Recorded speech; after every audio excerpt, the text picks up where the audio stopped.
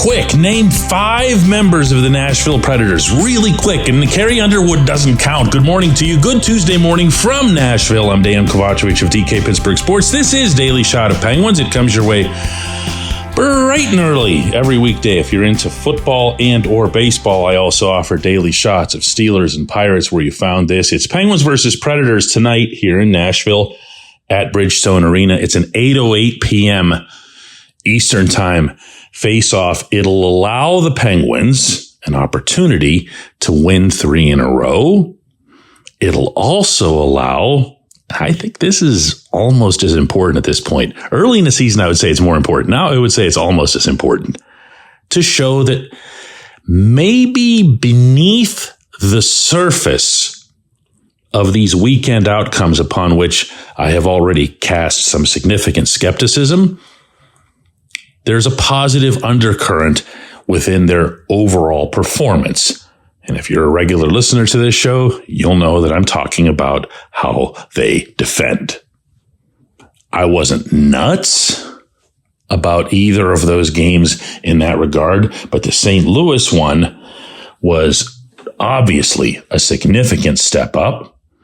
And the one against Tampa, there was something to like there too, except that once a game gets completely out of hand, you can pretty much discount anything that either team does. Do you know what I'm saying? So if you look at the shots on goal over these last 2 games, the Penguins outshot the Blues 48-27. They outshot the Bolts 36-29. That's pretty nice. I looked this up, and that marked the first time since early January that they'd held consecutive opponents to fewer than 30 shots. It's not something that they do very often. I also like the fact that when you combine both games, and including the blowout portion of the Tampa Bay game, the Penguins had a cumulative edge of 42-22 in high danger scoring chances. That's very, very good. Allowing 11 high danger chances per game is a winning formula, regardless of whether you have Tristan Jarry or Casey DeSmith in net. And this, my friends, is where they need to be headed.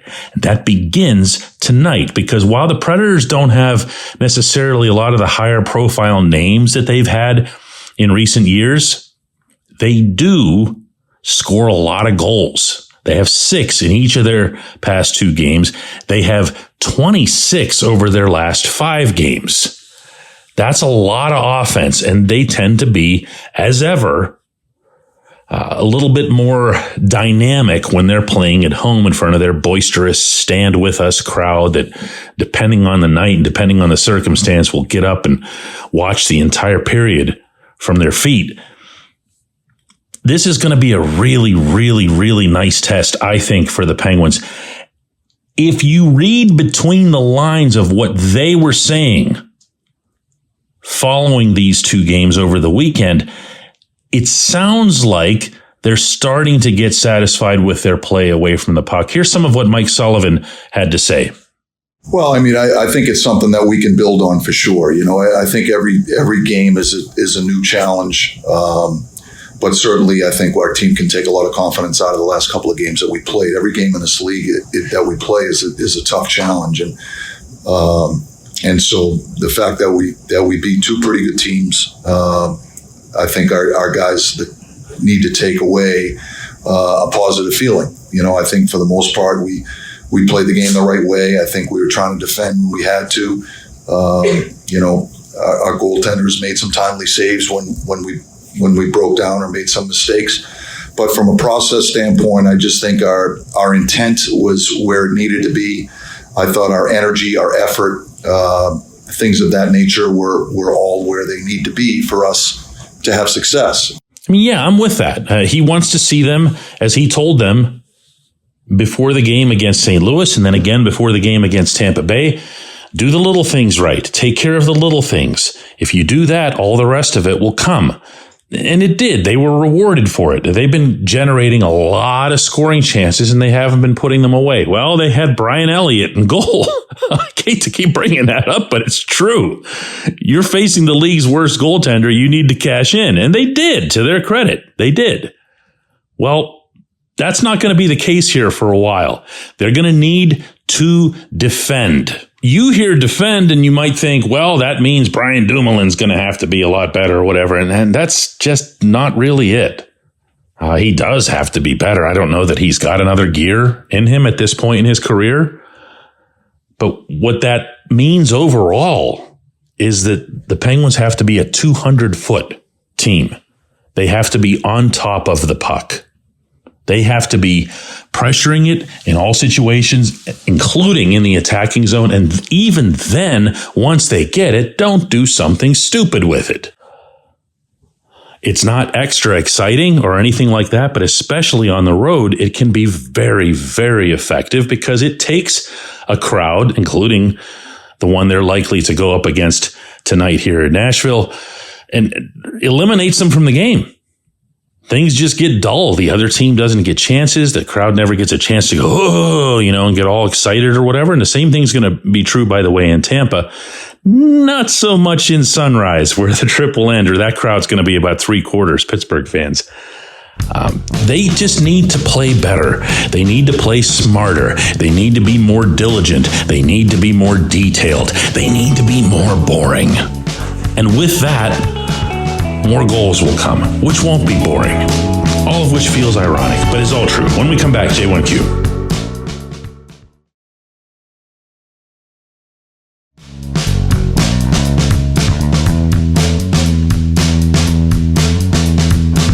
Today's J1Q comes from Ken, who says, how does Teddy get on your list of bad? He's what the Penguins need on the fourth line in the PK.